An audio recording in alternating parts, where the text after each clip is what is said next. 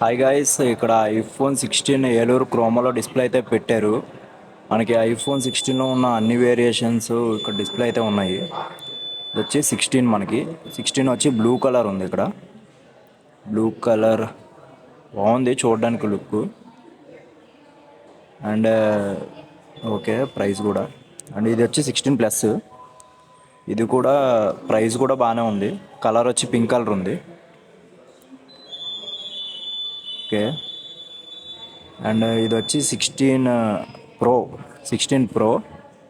ఇది. ఈ లుక్ బాగుంది.